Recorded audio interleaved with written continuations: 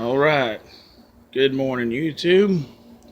Today we are making a follow-up video to my CharGriller problem that I found with the wiring. Had YouTuber leave me some comments telling me they got the same problem I do. So instead of trying to explain how to change the wires around and fix it, I'm just going to show you. Also, for this video, be trying out my new tripod. Since I record all my videos with my phone, Uncle Jimmy got me a tripod for my birthday.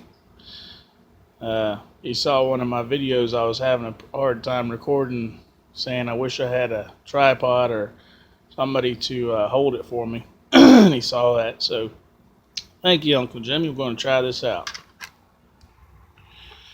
Now, just for demonstration purposes, I'm going to pinpoint the noise of the fan, just in case some of you aren't quite sure.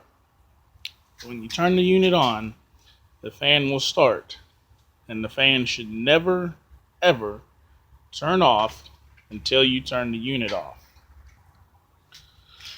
So, of course, to start the unit, you turn it to smoke, and I don't know if you'll have this problem with yours. You see how the 60s, well, you can't really pick it up with this camera, but the 60s flashing, that is kind of like a fault condition. It tells you that the smoker has dropped below the desired temperature. It's like a warning. So I always have to turn mine off, turn it back on again. Now the 60's constantly lit, and it won't pick it up.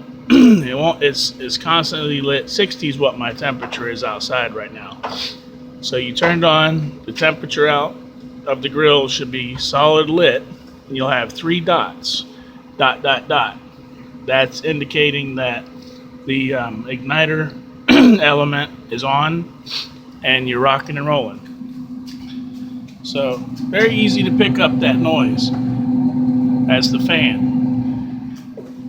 Your fan should be on all the time. Never turn off for any reason until you turn that knob off. And then once you turn the knob off, it's still going to continue to run for about 10 minutes. That's fine. That's normal. What it's doing is it's stopping the auger, but it's continuing to force air in there. That way it burns up the rest of the fuel in there, the rest of the pellets, and you don't have any leftover unburnt pellets in there, because that'll cause problems next time you go to light the grill up. So you'll know if you have a problem with your grill, because when you turn it on, it'll be just like this. Your fan will be running, but it only feeds pellets for the first 4 minutes. Okay, then after 4 minutes, it starts cycling the auger.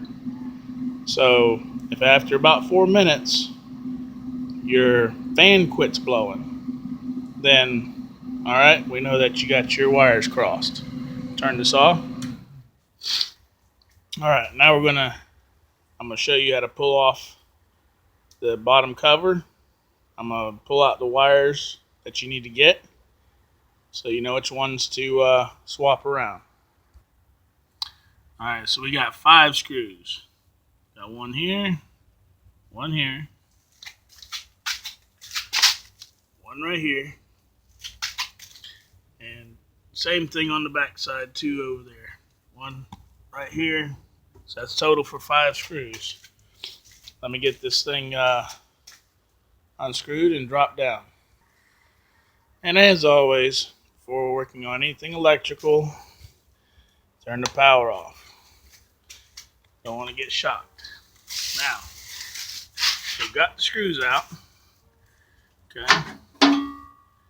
That'll just hang there like that. Don't worry about that. That's fine. And the wires are going to be tucked up in here. Let's see if I can get you. See how they're tucked up in there? Let me go ahead and get the tripod set up so we can get a shot. You can see what I'm doing. Okay, got the tripod set up. So we're going to look for 2 wires here. Okay, see, these are all your connectors. Go to all your different components. Okay, it's kind of hard to tell, but this is orange. It's like a, I don't know, like a peachy type orange, but it could even be like mistaken as a brown color. But on the schematic, this is supposed to be orange. Okay, and let's root around here, find our other wire. Okay, we got our other wire. Got a red wire. Okay, so mine's marked from the factory. I don't know if yours will be, but this is the side that goes to the controller, the electronics control board. And even there, it's marked what it should be. See, it's got a red dot with the M for motor, okay, red wire. And then we got yellow with the F for fan, okay. Well, these connectors are all the same. Okay, you just twist them, like wiggle them. See, they pop apart. It's real easy. Mine were crossed at the factory. I had this orange one coming over here to the red one. Okay, so all you do is you just unplug both of these, okay, and you'll make sure that you swap them around. Yours will be backwards like mine were. So I had the orange over here with this connector on it, and then I had the yellow, or it was supposed to be orange, over here with the red connector on it. So all I did was I just swapped these 2 connections around. I made them right, and my grill worked great. So these are the 2 connectors. That's what you got to swap around. It's a pretty easy job.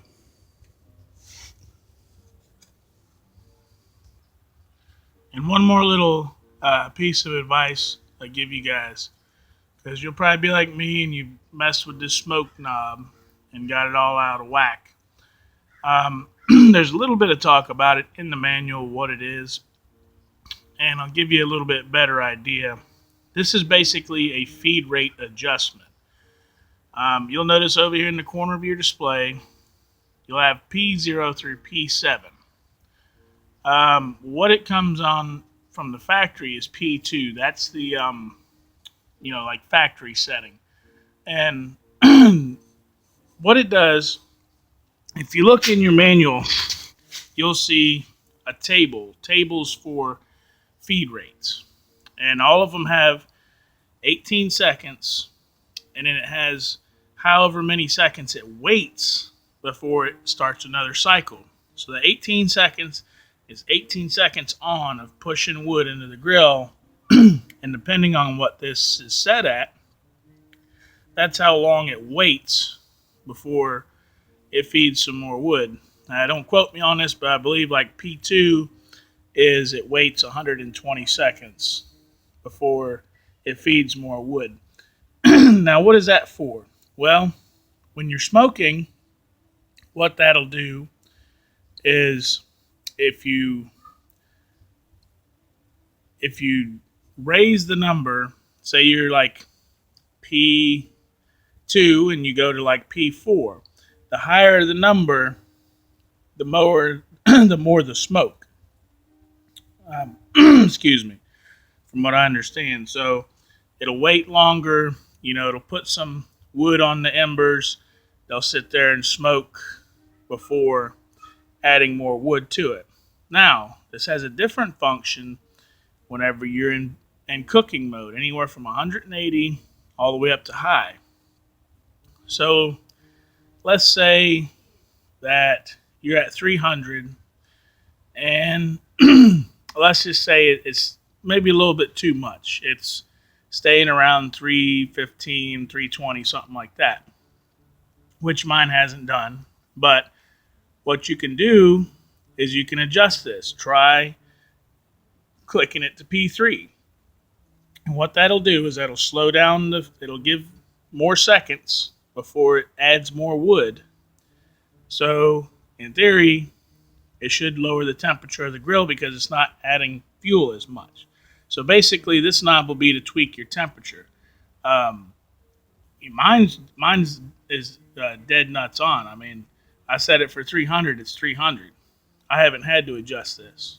Now the same thing, like I said, it comes from the factory on P2 now. So if it's say at 300 and it's a little bit too cold, it's at 280 or something, you can turn this back to P1 or P0, and that'll actually increase the wood. You know, I could see that being useful on, I keep my grill on a porch, so I don't have a lot of wind problems and things like that. So maybe if you were outside and, the wind was blowing and it wasn't quite, temperature wasn't right, you might need to play with it. But I would go ahead and just set this back to P2 because it works great for me at P2.